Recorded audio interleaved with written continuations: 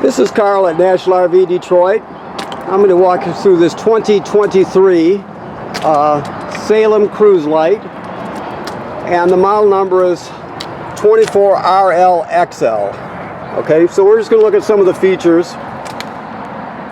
Okay, so it has the newer style stabilizer jacks where they drop into place really quickly, and then you just sort of snug them up. They call them a quick drop stabilizer. So they just operate, you don't have to crank them all the way. Like I said, they'll drop into place. Then you just crank them to tighten them up. So those are relatively new. We're seeing them shipping quite a bit now.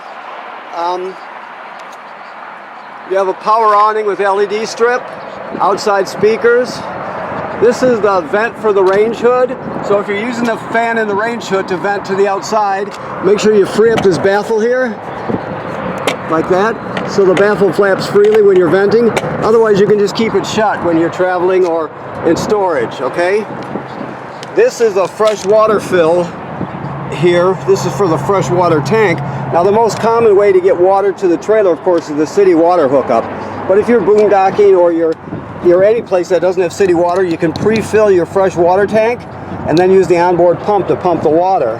Okay, the drain for that is right there. It's that white gate valve, and that'll drain your fresh water tank. I'll show you where the switch is for the water pump when we get inside, okay? This is your water heater here. Okay, let me see what we have here. So, the thing to know about this, right now this is empty and is bypassed, okay? So there's no water in it, and the valves on the back are bypassed because it's winterized, right? This is where the drain plug / anode rod right here takes an 1.16" 6-point socket, so you need one of those, plus about a 6-inch extension, and then a ratchet or a breaker to break it free, okay? This works on both gas and electric. The gas switch is inside, but this switch right here, you can see it right there, it's a rocker switch. That controls the electric heating element that's behind this cover here. So keep in mind, never turn this on without water in the tank. So when summer comes around and you're getting ready to camp, you got to make sure you fill the water, that water heater tank before you turn it on, or else you'll damage the heating element. So keep in mind that's there. That switch is there for your electric heating element, and then the gas switch is inside. I'll show you that when I get inside also. That's just the furnace vent. Here we have a TV signal out plus some power, okay? This is your hitch. This hitch is a Husky centerline weight distribution hitch with built-in sway control, so it's a good one. We'll show you how that works when you pick up your trailer. Now the crank on the wall there is a 3/4 inch crank for your stabilizer jacks. This crank right here, the smaller one, is for the power tongue jack. So if your power tongue jack happens to fail, right, you have a light on there also. If it happens to fail, you can pull this plug right out of the top, put that crank on there, and you can crank it manually to get hits and unhits in an emergency. All right, you have 2 LP tanks which are full. It's got an automatic changeover regulator.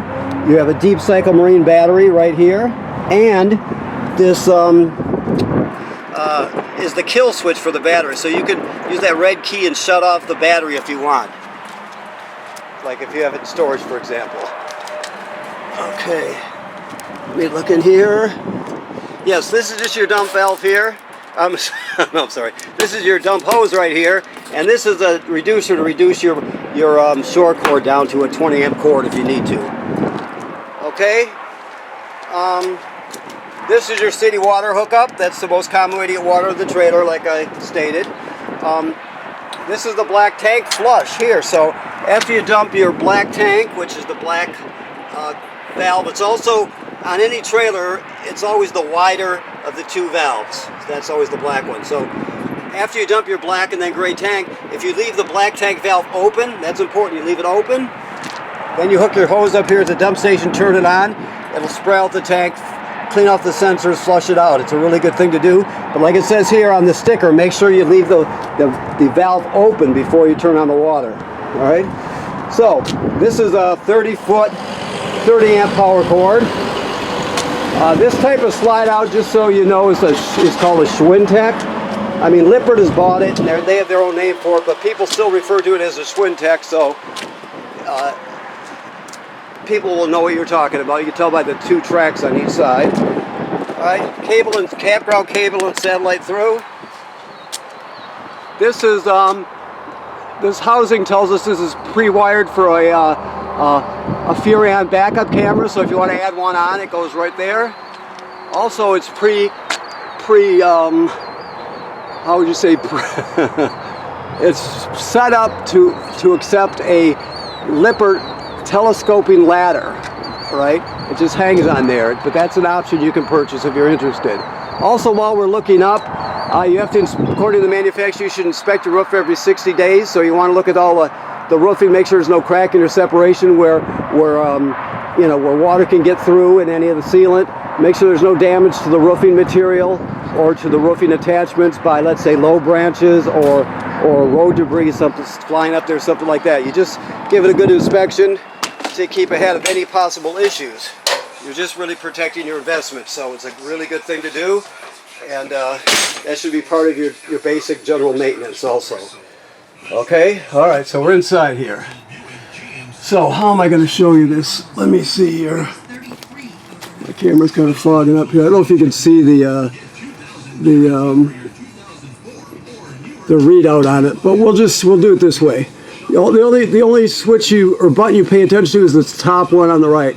So if I push it once, it's 0.8 amps. That's what we're gaining from the sun right now because it's a cloudy day and we're in the shade on the side of the building. That'll go up to 5.6 or 8.2. It depends on what position the sun is, what time of day it is, that sort of thing. So that's how many amps are being how much electricity is converted from sunlight and being sent to your battery for storage, 8 amps. If you push it again, that 5.9 amp hours, that's the storage. And then push it again back to 13.5 volts. Again, 0.9 amps gaining, 5.9 amp hours, so on forth. Now over here, these light up, it tells us that we're not quite charged right here. But we just brought it out here and plugged it in, so it's getting charged up. So when you're basically, well, let me do this first. This is your slide room button or controller, and this is your power awning controller. Never leave the power awning out unattended. Always roll it in if you're not going to be at the campsite. Your water pump is right here. Remember I told you could pump water out of the fresh water tank. You would do it right there. This is also used to winterize the trailer. Also, to turn your water heater on gas, it's right there. Remember I showed you the electric switch was in the lower left-hand corner on the outside. Your battery charged, fresh water is empty, black water is empty, gray water is empty. Graduates up in 1/3 increments as it fills. This is your dimmer. To turn the lights on, you just put your thumb over it like that, and it'll turn them on. Okay. All right. So I mentioned that you can charge your battery with the solar panel. Another way to charge the battery is let me shut this off here. Another way to charge your battery is when you're pulling down the road, your tow vehicle's alternator will send power through your charge line to keep your battery charged up. And also, when you're plugged in at the campsite, this power converter will charge your battery. So as long as you're plugged in, this will charge your battery. So what happens here is you have 110 AC circuit breakers on this side, just like you'd have at home, and they're all labeled, right? Then that power is converted to 12 volt DC on this side. So you got 12 volt fuses here, and they're all labeled, right? And that so converts AC, regular shore power, to DC. And it also senses how much energy your battery needs, and it'll keep it charged.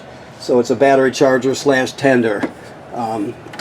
Also, if any of those fuses blow, you can actually see them glowing through there, so you would know. So that's the power converter. So this charges your battery when you're plugged in. Your alternator charges the battery when you're pulling down the road, and your solar panel charges the battery as you go. Okay? Alrighty. So this has a remote to it, this fireplace here. So is your radio. I didn't look through the trailer to see where he's got it at this point yet, but I'll just use the buttons. Alright, so it's on and off, obviously. This is a really good space heater. So if you see 0, 0, that's the fan speed. Low and then high. So it's really kicks out the heat when you have it on high, obviously. You can also change the color of the flame like that.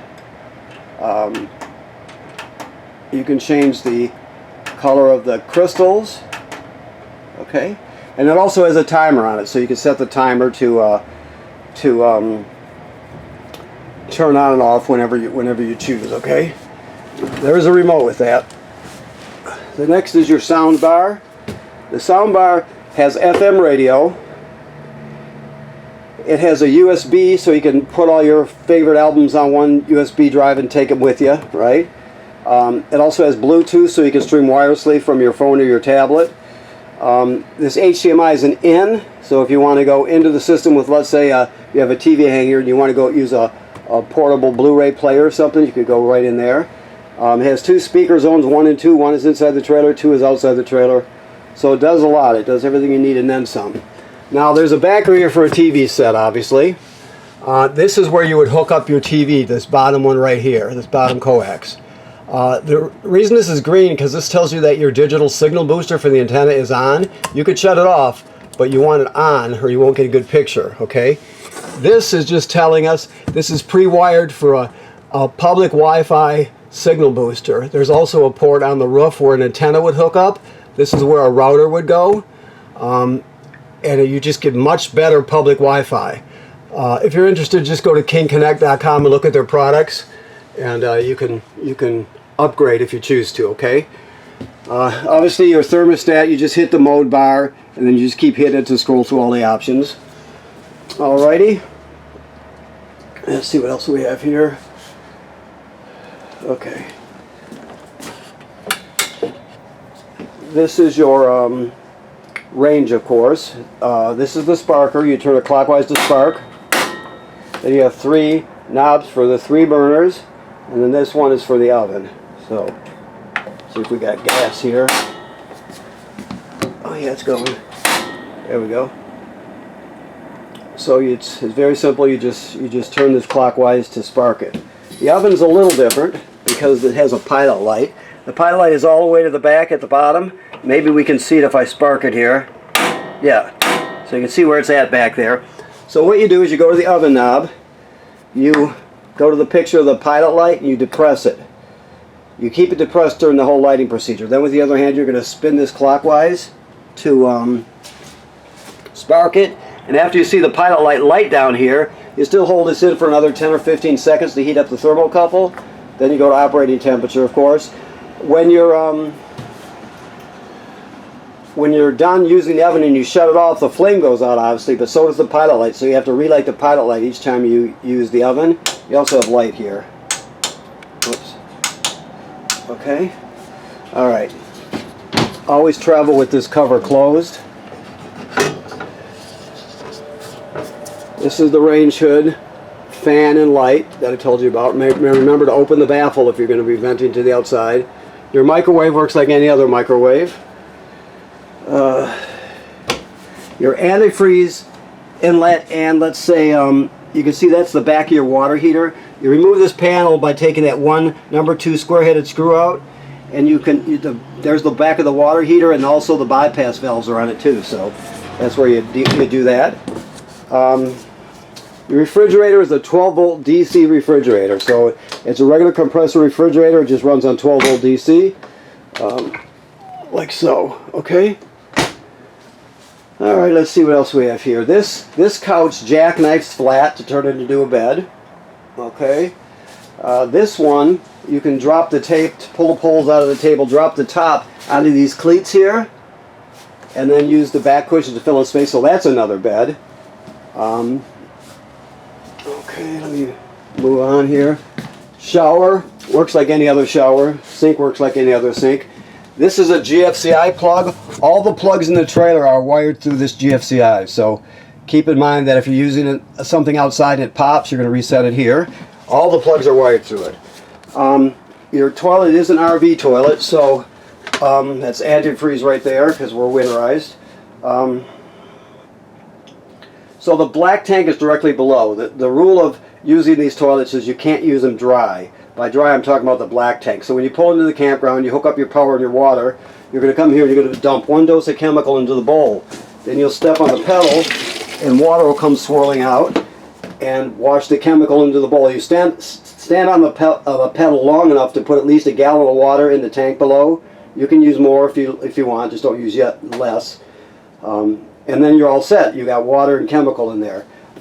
If you don't do that, it's considered using it dry, and the smell will be super terrible, as you might imagine, and it also can get clogged up. So you always want to have water and chemical in there before you start using it. All right. Okay. You have a closet here, which is a decent size for a travel trailer. You have TV hookups here, and you can put a swing out bracket right there. There's a backing place, so you get one that swings out towards the bed so you can see it in bed if you're interested in doing that. Your escape window works like this. You push it all the way through, then you grab this red tab and pull the screen out, and you can exit in an emergency. Alright. Also, the bed pulls up and your storage underneath there also.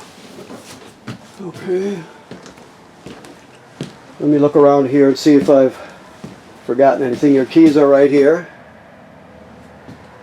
Okay. Let me look around. I think that does it. So, okay. Alright, so I want to thank you for purchasing your trailer here at National RV Detroit. Please remember what I said about inspecting the roof every 60 days. You want to do that as part of your general maintenance. You just want to make sure that there's no damage to it where water could get in or the elements could get in. So you're always going to inspect it, and odds are you won't have to do anything for years. You don't know. That's why you inspect it, just to make sure. Okay? And right now, the trailer is winterized, so all the water has been purged from the system, replaced with antifreeze, and the water heater is empty right now and bypassed. So please remember what I said about never turning on the electric heating element or the gas for the water heater unless you have water in the water heater tank. That's very important, okay? Thank you.